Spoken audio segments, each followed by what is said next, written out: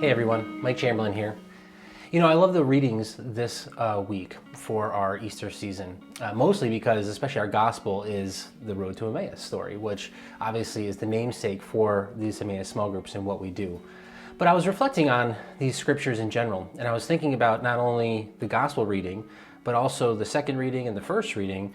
And I think the theme that I see between all of them is this notion or this idea of two things: not putting God into a box, which I think we often do, and also the second thing of just having a new revelation, something that's incredibly new and is kind of like an epiphany of sorts. So what do I mean by those two things? So first off, if you look at the first reading, we see that Peter is kind of revealing or describing to these people in Jerusalem, specifically the Jews, and kind of reconfiguring their mindset of who God is and what he was meant to be. I think for many people, they thought that Jesus was going to be this big kingly guy, and he was going to overthrow the Roman emperor and the Romans at the time and give them their own freedom. But that wasn't what God wanted to do. That wasn't what God is. In the second reading, we kind of hear about this reconceiving of our notions. And then finally, in our gospel reading, we see this story. As we described it before, our very first intro video was kind of us breaking open this entire reading. But a couple insights I just want to share is that you see these disciples kind of walking along, and during this time of walking and journeying, they're talking about all that happened in Jerusalem. They're talking about the death of Jesus. They're talking about how they thought that he was going to be the Messiah. And they see that Jesus comes near and draws close to them and walks with them. And he asks, he kind of plays dumb. It's great. He asks, "What are you guys talking about as you go on the road?" And they briefly to tell him. And he goes, "Oh, what type of things about Jesus?" And they're kind of like,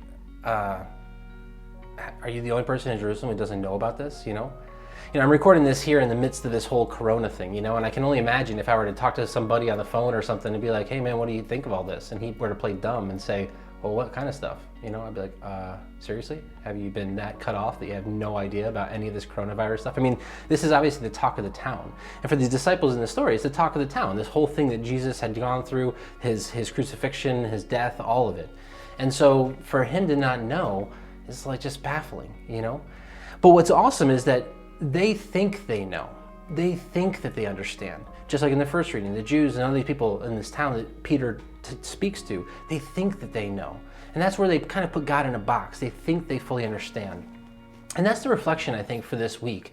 It's just, how have our preconceived notions of God been altered or reshaped? How have there been times that we thought we knew this or that thing about God, about the church, about ourselves and our own faith life, only for it to have it blown up and only to have it kind of reconfigured or redesigned in a more full or more robust fashion?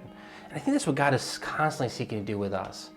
I know for me personally, I've had my preconceived notions of God, I put them in a box, been shattered multiple times. And I was blessed that I studied theology in 2 degrees, an undergrad and a master's degree. And every single class, pretty much every time, I would dive deeper into the scriptures or dive deeper into Revelation. And every single time, I had a freshness, a newness in my deepening and my understanding of who God is and who he's revealed himself to be.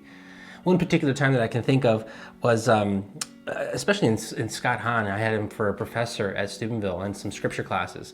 And man, just the deepening of understanding of covenant and God as Father. And, I think before that, I kind of conceived of God as kind of this big thing that is out there that I should pay respect to and I should honor, of course, because he's made me. So there's definitely a belief that I had in God.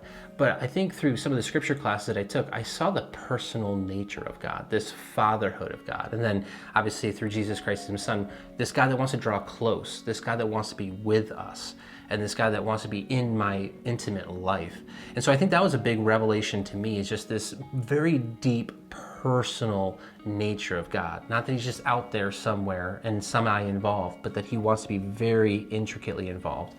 I know even for me, even looking outward, not just at God, but looking outward at others, a big time that this reshaping happened for me was I think I used to conceive of people like that were, anti-church or atheists, or people that are even within the church that had maybe more of a liberal or extreme conservative, like the extremes kind of mindsets.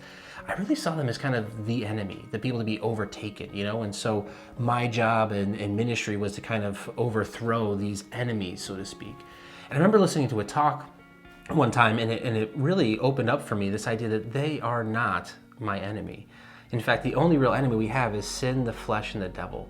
And this was mind-blowing to me. It reshaped and recalibrated how I looked at my ministry, what I did and work, but also my entire life, how I just viewed people. It was a talk that was describing that it's one thing to have a disease, it's another thing to see the people with the disease as the enemy. This is very apropos right now. I'm speaking to you about this whole coronavirus thing that's happening, but the people that have the disease, of course, they're not the enemy, but sometimes we can view them as the enemy. They're the people that are going to give it to me, So these people that have maybe an atheistic or an antagonistic mindset of God, or people that are extremely liberal or way too far conservative, or either side of it, we tend to see them as the enemy, but they themselves have been contracted by sin, the flesh, and the devil. They themselves have contracted this disease, otherwise known as just sin, this misunderstanding. And so that's why I think this scripture today is beautiful, because it's seeing God, or Peter in the first reading, in real time shatter these false ideas, this ignorance, this sin, the flesh, and the devil in people, and helping them to see God more clearly. One of the things we wanted to do with this week in particular, being that we're reflecting on the Emmaus story, is to discuss in your small groups as much as possible, how have these small groups reconfigured your notions or your ideas of God, of community, of church? We've heard a lot of great feedback from people, and maybe before the Emmaus small groups emerged and people got involved in them, they thought that they had community. They thought they had a depth of faith. They thought that they had a lot of friends in the church, but this revealed to them, actually no, I did not have the kind of sense of community I wanted or longed for or thought that I had. Maybe they thought that they understood God, but in the conversations that have ensued within these Emmaus small groups over time, some of you have been participating for almost 2 years now, and some maybe just started up this past Lent. But either way, the conversation with one another has maybe revealed something new and kind of shattered this notion of God that we had in a box, and how other people conceive and recognize and understand God and who He is. So my hope is that this week, in the conversation that you have with your folks in your Emmaus small group, that you kind of talk about that. You talk about how has some things been reconfigured for you throughout this journey, throughout your life, of course, but even throughout the Emmaus small group process. What has shifted or molded and shaped different for you by being a participant in this? And how has that changed your faith life and your acknowledgement of God? But also, what was maybe your favorite session so far? Was there a particular video or particular conversation that you guys got into that you just recall and you think back to, and you're like, man, that was a really good session. That was a really good meeting that time when we had an Emmaus small group. So I guess the thing to be on lookout is that God is always trying to reshape our notion of Him. God is infinite. He can't be put into a box. And so our entire lives, and in fact our entire eternity, is going to be spent coming to a deeper appreciation, a deeper understanding of who God is. And that's a beautiful piece of the journey, which I think is what this scripture is revealing to us.